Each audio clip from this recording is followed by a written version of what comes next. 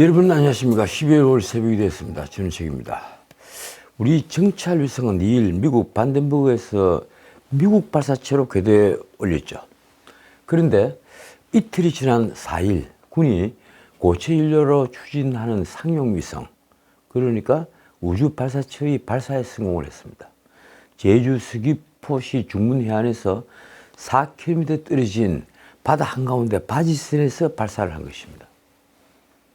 이번 발사는 민간 기업인 한화 시스템이 주관을 했습니다. 이번 고체 연료 추진 우주 발사체 발사 성공은 한국형 삼축 체계의 핵심인 우주 기반 감시 정찰 능력 확보를 가속화하는 데 기여를 할 것입니다. 자, 이제 정치 얘기를 좀 하겠습니다. 이 멀쩡한 집권 여당의 혁신위가 만들어졌죠. 솔직히 혁신위가 왜 만들어집니까? 과거 집권 여당의 기초단체장 선거에서 졌다고 당의 비대위원회 혁신위가 만들어진 적이 있었습니까? 없었습니다. 결국 혁신위는 국민의힘 중진들에게 험지 출마 혹은 불출마로 당을 살리라며 최후 통치표란 걸 했습니다. 오로지 목표가 중진들이 대거 퇴진을 노린 게 아니느냐. 다들 그렇게 생각을 했습니다. 정치를 좀 아는 사람들은 말입니다. 그런데 솔직히 말해서 중진들에게 험지 출마 혹은 불출마로 당을 살리라며 최후 통치표란 걸 했는데 누가 이 정체모를 혁신위에 자기 목을 내놓겠습니까? 결국 최후 통치표를 외면했고 혁신위는 조기 해체가 이제 공식화됐습니다. 혁신위가 내놨던 중진 의원들이 불출마 혹은 험지 출마라는 자기 희생에 대해 어제 최고위원회의에서 공식 안건으로 채택되지도 못한 것입니다. 당에서는 혁신위에서 최고위 측에 공식적으로 보고 요청이 없었다고 주장을 했고 혁신위는 당에서 안건을 나중에 모두 모아서 한꺼번에 올리라고 했다고 반박을 했습니다. 그런데 이건 제가 양쪽을 다 취재를 했는데요. 어쨌든 그렇습니다. 혁신위가 이미 언론을 통해서 최고위원회에 무엇을 요구할 것이라는 것이 일주일 전부터 충분히 알려져 있었던 이상 혁신위가 그걸 문서화해서 보내든가 했었어야 했다고 저는 생각합니다. 어쨌든 지난주 인요한이 요구를 했던 공천관리위원장직, 이게 참 웃기는 얘기였습니다. 자신을 공천위원장으로 추천을 해달라. 결국 자신에게 공천권을 다 줘달라. 그게 무슨 말인가요? 거기에 대해서 김기현 대표는 단칼에 거절을 했습니다. 당연한 얘기죠. 인요한이 공관위원장이 되기 위한 목표를 가지고 활동했다고 저는 생각하지 않는다.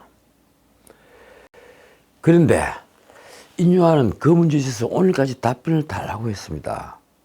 그런 인요한은 기자들이 전화를 해보니 전화기를 끄고 지금 침묵을 지키고 있습니다. 그런데 용산에서도 이 문제에는 더 이상 언급을 하지 않았습니다. 결국 혁신위기는 해체 수순을 밟게 됐습니다. 무엇 하나 혁신을 한 게 없이 말입니다. 저는 방송에서 그런 얘기를 했죠. 혁신위는 처음부터 당의 정체성을 확립하고 그리고 도덕성을 바로 세우는데 초점을 두어야 했다. 그런데 혁신위는 엉뚱하게 공천에 관여하다가 스스로 무너졌습니다. 자, 어제 윤석열 정부 개각이 있었습니다. 교체된 장관 6명은 모두 지역구 출마설이 나왔습니다. 그리고 연말까지 또 법무부 장관 한동훈 장관이 물러날 것이다. 또 다른 장관 한두 명이 개각 대상에 올릴지도 모르겠다. 이런 말들이 나오고 있죠. 여권은 연말 또는 연초 원포인트 인사로 내각을 떠날 한동훈까지 이 총선에 투입될 것으로 보고 있습니다. 여당 내에서는 이들이 수도권의 적지에 투입돼서 야당 지역을 탈환하기를 기대합니다. 하지만 차출 대상자들 대부분이 그건 원하지 않고 있죠. 여당 텃밭 출마가 거론되고 있는 겁니다. 그래서 영남 따뜻한 곳의 안방에서 3선 이상 한 사람들은 수도권 험지로 나가라고 한 것이 아니냐. 그 자리에 이른바 대통령 측근들 그리고 대통령실에서 근무를 했던 수석들, 행정관들 이런 사람들이 출마를 하기 위해서 그 중진들에게 당신들은 이제 수도권 흠주로 나가라 이렇게 요구한 것이 아니냐, 그런 의혹이 있는 겁니다. 지금 이번에도 대상자들 대부분이 여당 텃밭 출마가 거론되고 있습니다. 그래서 당내에서는 결국 공천 경쟁만 더 커지는 게 아니냐 이런 말이 나왔습니다. 그 중에서도 가장 주목받고 있는 인사는 원희룡입니다. 원희룡은 지금 자신이 지역구가 없죠. 원래 양천이었는데 거기서 사실상 탈락을 하고 제주도로 가서 지사에 올랐다가 다시 롤백을 했으니 말입니다. 원희룡은 지금 다른 장관과는 달리 이재명의 지역구인 계양을에 거론되고 있습니다. 이게 제가 보기에도 원희룡으로서는 신의 한 수입니다. 원래 저는 한동훈을 생각하고 있었는데 계양을에 출마를 해서 설사 낙선을 한들 그건 본인에게는 전혀 마이너스가 되지 않을 것이다. 아마 이런 판단을 하고 있을 겁니다. 그리고 제가 보기엔 승리 가능성이 더 높습니다. 아니, 매치가 이루어질 가능성이 희박하다고 생각을 합니다.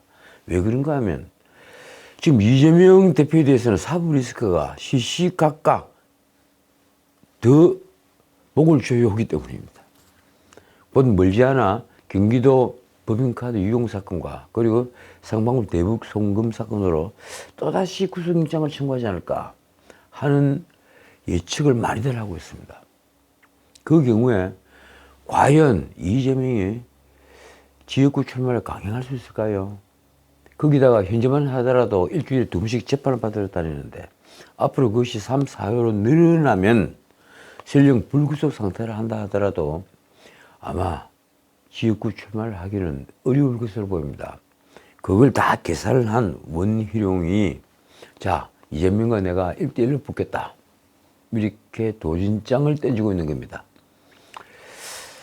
박민식 국가보훈부 장관은 분당을 노리고 있습니다.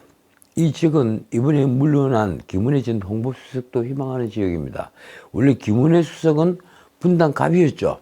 그런데 노원병이 지역구인 안철수가 분당 갑으로 튀어온 겁니다. 뭐 튀어왔다는 표현이 조금 그렇다면 양해를 해 주십시오. 분당 갑을 접수했습니다. 천당보다 더 좋다는 분당 갑. 그러자 김은혜는 졸지에 자신의 지역구를 잃어버렸습니다.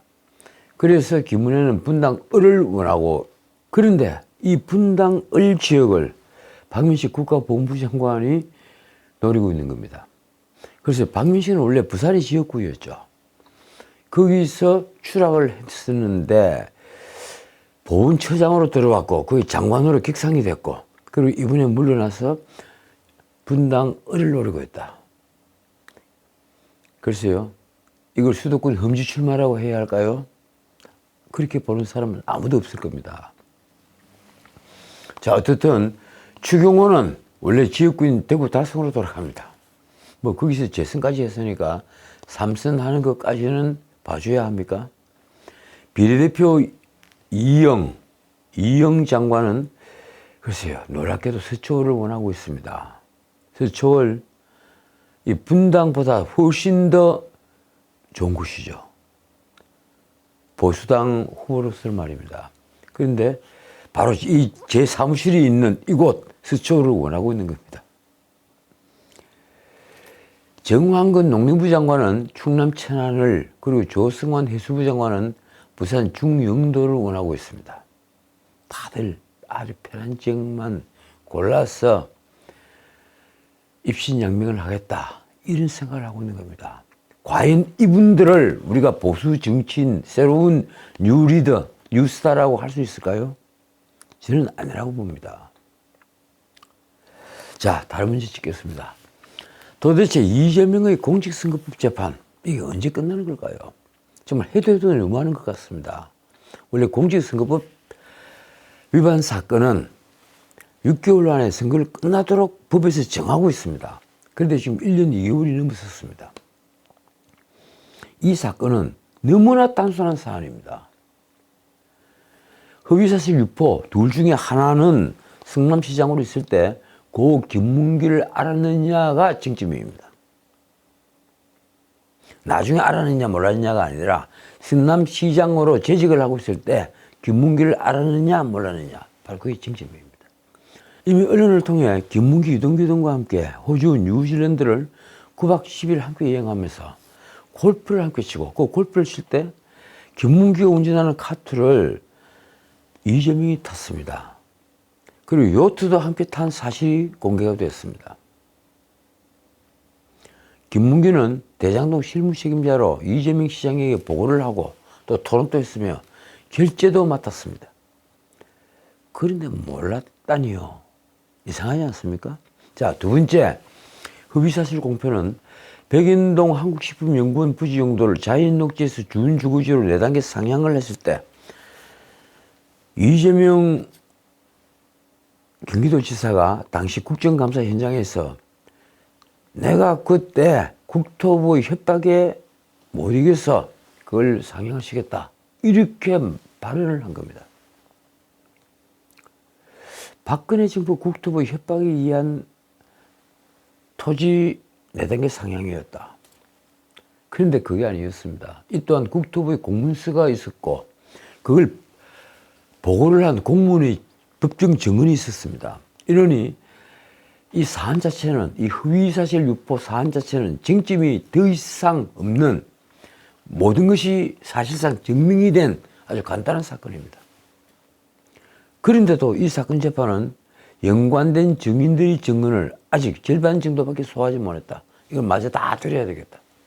이게 지금 재판부의 생각이고, 그리고 2주에 한 번씩 재판을 합니다. 마침 이재명의 최측근이라는 김용의 정치자금법 위반 등 사건은 1년 만에 징역 5년을 선고하고 법정 구속하는 것으로 1심이 끝났습니다. 기소된 지 1년 만입니다. 그런데 이 공직선거법 위반 사건, 이 법이 근거한 6개월 내 선고는 못하더라도 서둘러야 할 공직선거법 재판을 왜 이리 끄는 걸까요? 이재명은 이 재판에서 유죄가 되어 벌금 100만 원 이상의 형을 받는다면 국가로부터 보존받은 지난 대선 비용 434억 원 또 반환을 해야 합니다. 그러니 이재명의 정치 생명이 끝나는 것은 고사하고 민주당도 와야 될 판입니다. 검찰은 지난 10월 법정에서 신수관 재판을 위해 주 1회 재판을 고려해달라고 요청했습니다. 그러나 재판부는 받아들이지 않았습니다. 생각해 보십시오. 박근혜 대통령을 재판할 때 어떻게 했습니까? 주 4회 재판을 했습니다. 그렇다면 당시 법원은 어느 나라 법원입니까? 결국 신문은 사설에서 이 느려지고 있는 재판을 지적했습니다. 김용 재판 1년 만에 선고, 이재명 재판은 폭탄 돌리기. 이 나라 사법부는 이제 사법 적극화를 넘어서서 정치적으로 너무 편향이 됐습니다. 저도 법조인입니다만 제가 냉정하게 생각하니 그렇습니다. 어쨌든 김용에 대한 유죄 판결이 나고 그 판결문이 공개가 됐습니다. 법원은 김용이 대선 경선 자금이 필요하다고 인식했다고 판단했습니다. 즉 김용은 경선 준비 소요 비용은 자원봉사와 객출로 다 해결됐다, 이렇게 주장을 했지만 결선 대비 문구 내용으로 볼 때 그와 같이 해결될 정도로는 보이지 않는다. 이게 바로 법원의 판단입니다. 그래서 이를 뒷받침할 만한 객관적 자료도 없다, 이렇게 판결문에 썼습니다. 김용이 수사한 정치자금은 경선 준비 등 정치활동을 위한 비용으로 일정액이 소비된 것으로 보인다, 이렇게 법원이 결론을 내린 겁니다. 말하자면 이재명의 경선 비용으로 쓰였다는 것입니다. 그러니 자, 생각해 보십시오. 이재명에게는 이 또 하나의 리스크가 됐습니다. 이재명이 지금까지 김용의 결백을 믿는다, 이렇게 기자들에게 말해왔죠. 자신이 마치 전혀 모르는 것처럼 말입니다. 그런데 판사는 아니다, 김용이 받은 돈 6억 원, 그건 김용이 경선 비용으로 쓴 것이다, 이렇게 본 겁니다. 그 돈이 경선 자금이든 아니든 스스로 자신이 최측근이라고 한 김용이 돈을 받았다면 어찌 이재명이 모를 수가 있겠습니까? 자, 이번에는 대통령 부인을 둘러싼 잡음에 대해서 좀 말씀을 드릴까 합니다. 이 나라 유사 좌파가 윤석열을 잡기 위해서 밑자락을 까는 것은 정말 무섭습니다. 참 대통령 하기가 힘들 것 같습니다. 바로 일주일 전에 터졌던 김건희 여사가 명품을 받았다 하는 기막힌 뉴스입니다. 그로부터 닷새가 지난 토요일 조선일보 사내 칼럼으로 박정훈 논설실장이 쓴 칼럼이 인구에 회자됐습니다. 그 칼럼 제목은 이른바 응징 언론의 몰카 함정 취재. 그게 제목이었습니다. 칼럼은 이 사건이 두 가지 논점을 말했습니다. 하나는 김건희 여사의 처신과 관련된 문제. 대통령 부인이 검증되지 않은 인물과 연락을 취하고 그리고 사적 공간에서 만나 명품을 건네받았다는 사실입니다. 김 여사의 동선이 대통령실의 공적 통제를 벗어나 있을 위험성이 드러났다. 이 얘기입니다. 칼럼은 이 점에 대해서 이렇게 썼습니다. 시중엔 대통령 주변 누구도 김 여사 문제를 직언하지 못한다는 얘기가 파다하다. 솔직히 그렇습니다. 저 역시 언론계 사람들 그리고 이 법조계 사람들 아닌 말로 제 지인들을 만나도 이 비슷한 얘기를 아주 많이 듣습니다. 이런 말들은 대부분 정폭되기 쉽죠.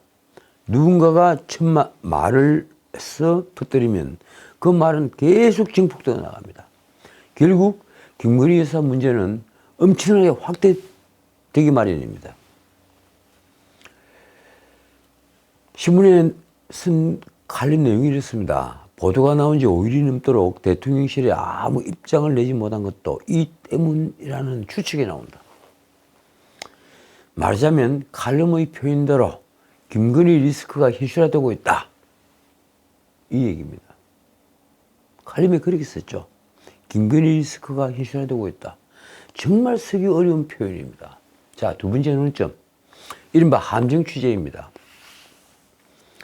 대북 용의점이 있다는 재미 목사 최재영은 인터넷 매체가 구입을 한 초소형 카메라를 부착하고 함께 구입한 명품 가방과 화장품을 들고 김건희 여사에게 접근을 했습니다.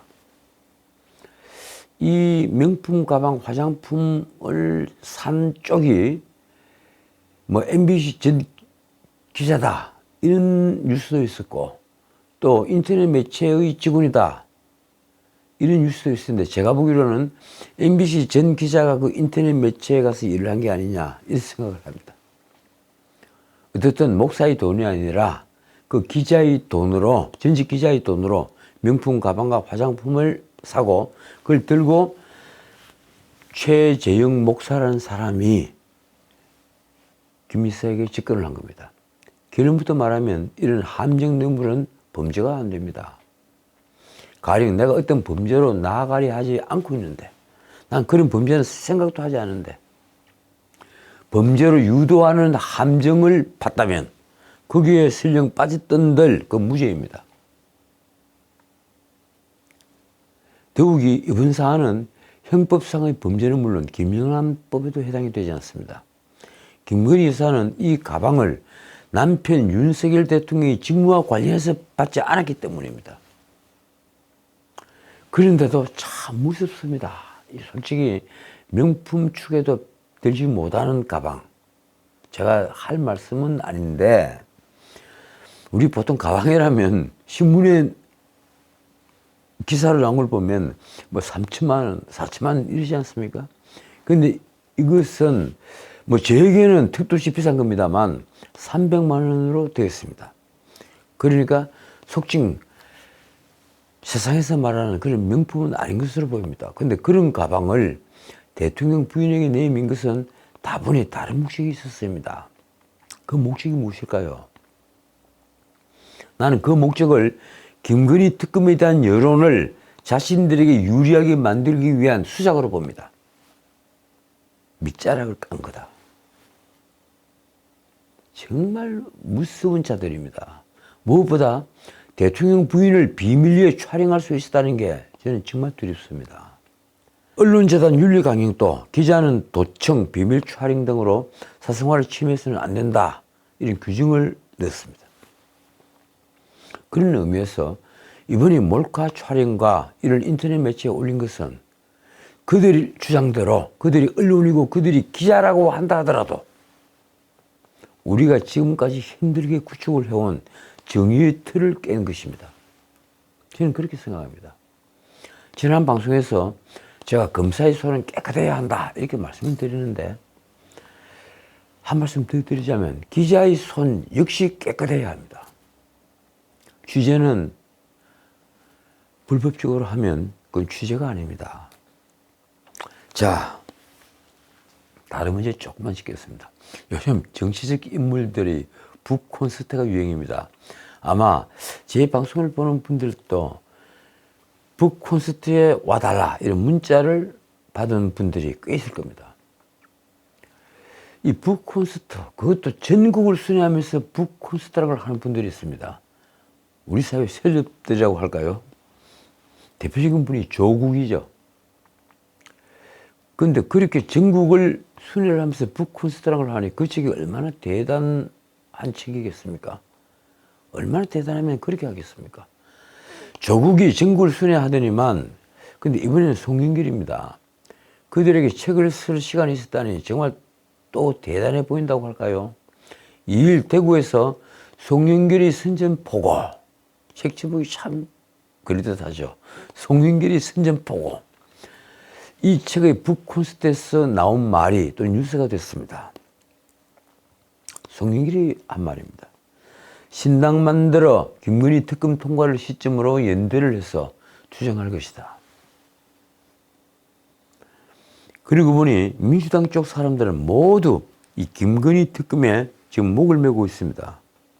김건희 특검만 이루어지면 정권을 되찾아오는 것은 당연하고 총선 승리도 이건 따놓은 땅상이다, 아마 그렇게 생각하고 있는 것 같습니다. 송영길은 얼마 전에 비례정당 창당 가능성을 시사하며 반윤석열 연대에 나서면 200석 압승이 불가능한 게 아니라고 주장을 했습니다. 반윤 연대를 주장을 한 겁니다. 자신을 대단한 정치적 인물로 격상시킨 것은 아닐까요? 그가 대구 북콘서트에서 한 말이 이랬습니다. 검찰이 무혐의 처분을 할 일은 없을 거고 뭐라도 나를 올감해 구속하려 될 것이다. 그렇습니다. 죄가 있으면 구속해야죠. 돈봉투 사건, 거기에 대해서는 이제 증인들이 점점 더 늘어나고 있습니다. 자, 그러면 12월 안에는 몸이 자유로워질 것이라고 했습니다. 이른바 송영길 스스로 자신은 돈봉투 사건에서 해방된다, 이런 의미였습니다. 자신만만한 말이죠. 그때 한 말이 이랬습니다. 그러면 민주당에 복당을 신청할 수도 있을 텐데 제 개인의 민주당 복당 문제가 아니라 오히려 이것이 좋은 기회가 될 수 있다며 또 이렇게 말을 했습니다. 보다 선명한 중도 보수까지를 포괄시킨 윤석열 퇴진을 직결하는 당을 만들어내면 윤석열을 조기에 끌어낼 수 있지 않을까 생각한다. 글쎄요, 그거 공부를 하지 않은 겁니까? 보다 선명한 중도 보수, 이게 뭘 의미하는 겁니까? 지금 코미디를 하자는 겁니까? 보다 선명한 중도 보수는 어떤 보수입니까? 아니면 아무 말이나 해도 박수를 칠 것이라고 대중을 우습게 본 걸까요? 말하자면 송영길은 윤석열에 반대하는 모든 정치 세력을 모은 당을 지금 만들고 싶어 합니다. 그게 정당이 될 수 있습니까? 제가 늘 드리는 말씀입니다만 정당은 같은 인연과 정책으로 뭉쳐서 정권을 획득하기 위한 결사체입니다. 자, 그렇다면 반윤이라는 오로지 그 목적으로만 뭉친 진보 세력, 그리고 보수 세력, 그리고 더 나가서 공산주의 세력까지 다 함께 뭉쳤다고 합시다. 그게 정당이 될 수 있을까요? 송영길이 말입니다. 이준석, 이현주를 다 만나봤더니 그들도 더 이상 윤석열 대통령과 함께할 수 없다고 했다. 이들이 신당을 만들어 싸우면 김건희 특검 통과를 시점으로 연대를 해서 총력 투쟁할 것이다. 참 꿈이 큽니다. 그러니까 송영길이 노리는 것은 이준석과의 반윤 연대입니다. 그러나 이준석은 놀랍게도 이를 거절했습니다. 송영길은 한동훈 장관과 관련해서는 또 이렇게 혹평을 했습니다. 정치한다고 막 떠들고 있는데 한 장관이 김건희 특검에 대한 찬반 의사를 밝히는 순간 그의 실체가 드러날 것이다. 어쨌든 그는 돈 봉투 사건으로 오는 8일 서울중앙지검의 피의자 신분으로 소환조사를 받습니다. 그때 언론의 주목도를 보면 예컨대 검찰청 앞에 카메라가 얼마나 많이 몰려들었는지 그리고 기자들이 얼마나 많이 왔는지 이 언론의 주목도를 보면 그의 정치적 비중을 알 수 있을 것입니다. 자, 그런데 윤석열 퇴진당 얘기는 송영길 북콘서트에서 송영길만 한 얘기가 아니었습니다. 송영길 북콘서트에서만 나온 얘기가 아니라는 얘기입니다. 일요일 중앙일보 인터넷방 기사 제목이 이렇습니다. 윤석열 퇴진당 음포도 나왔다. 그야 반검찰 모드 대유공세.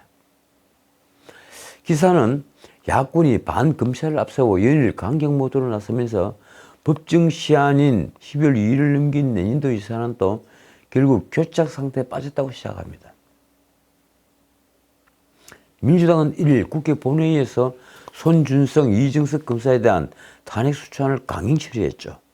이정섭은 수원지검 유치장으로 있으면서 이재명이 연루된 상방울 대북송금 사건과 그리고 경기도 법인카드 유용 사건 등 이 수사를 지휘했던 인물이죠.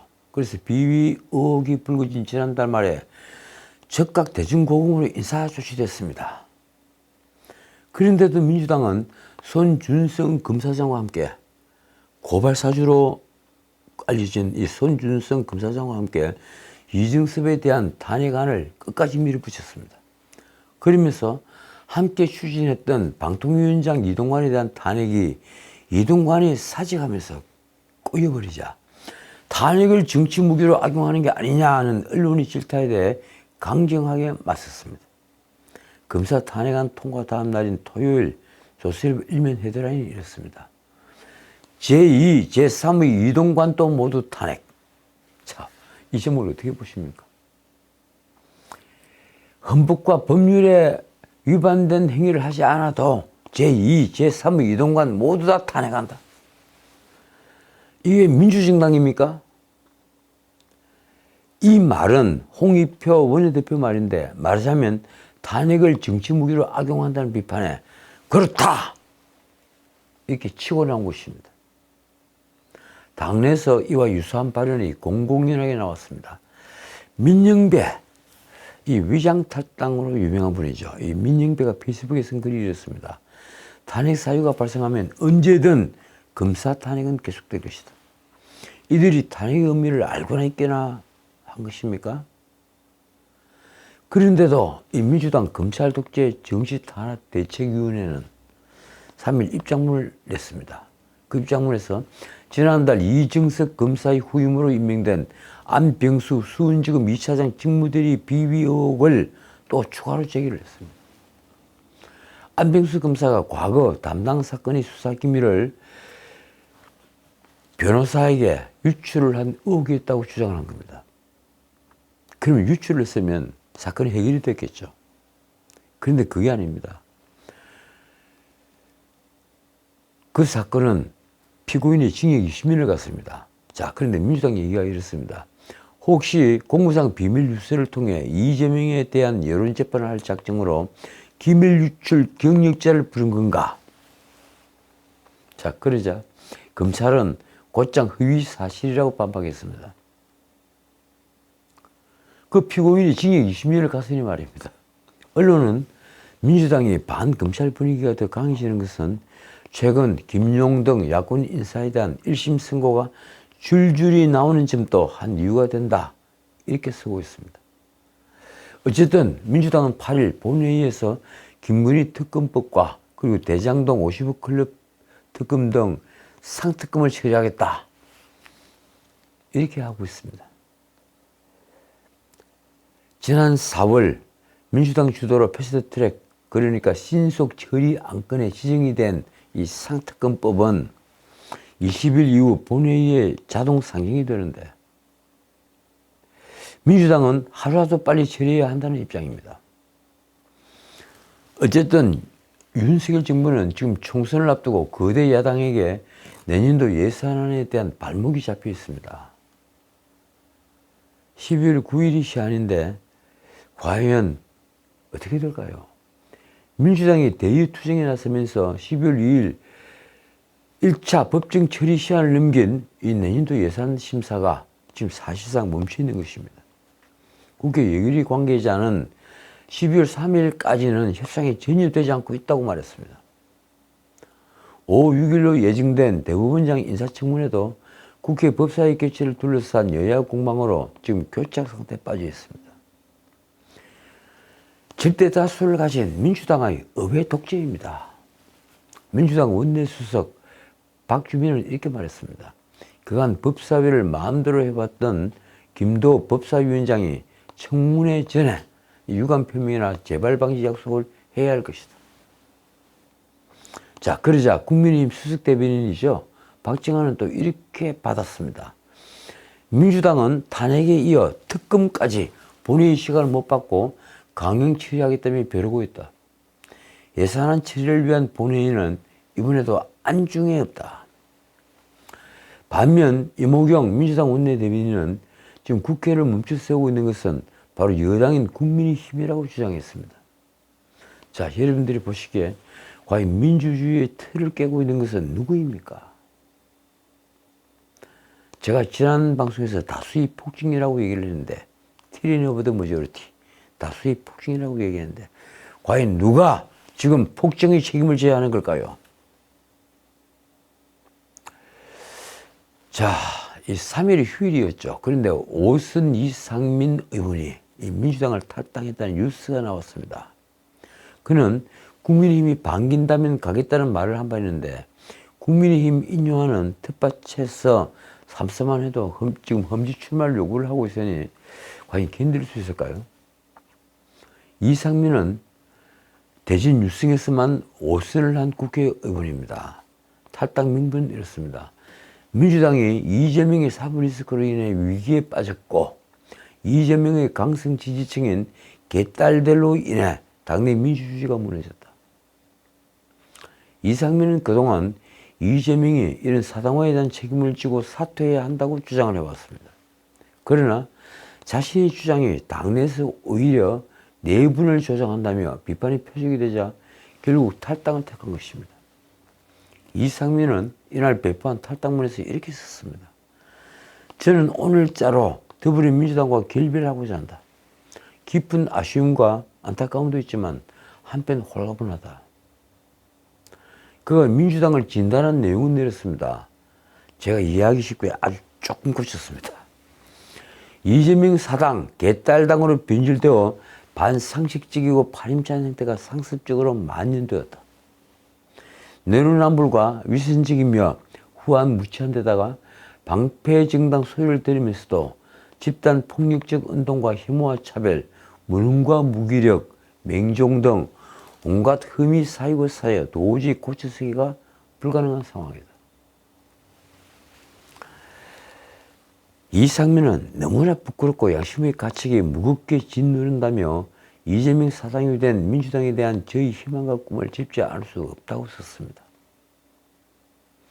상식의 정치를 복원하기에 그 터전이 될 수 없는 지금의 민주당과 유쾌하게 결별하고 새로운 길을 모색하고자 한다. 자, 오늘은 여기까지입니다. 이재명이 이낙연에게서 급소를 찔렸습니다. 어제 중앙일보에 이낙연의 전면 인터뷰가 있었죠. 그 인터뷰에서 이낙연이 놀라운 말이 있었습니다. 이낙연은 이재명을 이렇게 힐난했습니다. 그저 국민 평균만큼 깨끗이 하라는 건데 그렇게 어렵나? 저는 SBS와 MBC에서 이재명에게 가장 아팠던 말이었을 것이라고 했습니다. 급소를 찔렸다. 국민 평균 수준의 도덕율이 없다. 참 부끄럽게 만드는 말입니다.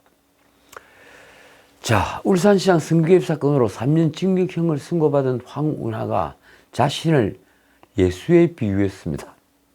2일 오전 페이스북에 올린 글에서 검사의 나라에서 검찰 권력과 맞서 싸우는 길을 선택한다는 것은 견디기 어려운 혹독한 고난의 길임을 각오해야 한다며 이렇게 말을 한 것입니다. 가시 면류관을 쓰고 채찍을 맞아가며 십자가를 메고 가시밭길을 걷는 것과 같다. 국민의힘은 신성모독이라고 비판했습니다. 황운하는 이날 오후 다시 진실이 승리를 믿는다며 이렇게 썼습니다. 대부분에 의해 유죄가 확정된 사건도 훗날 오판으로 밝혀지고 재심을 통해 뒤늦게 무죄로 변경된 사건도 적지 않다. 그가 인생에서 구한 것은 정말 무엇일까요? 입신영달입니까? 아니면 그의 말대로 진실이 승리일까요? 재판부는 황운하가 청와대 하명수사를 실행에 옮긴 것은 선거제도와 참정권을 위협한 중대한 범죄라고 판시했습니다. 만약 황운하가 지금껏 구한 것이 진실이 승리라면 그와 나는 너무 다른 세계에서 살았습니다. 다른 잣대로 말입니다. 지금까지 전식이었습니다.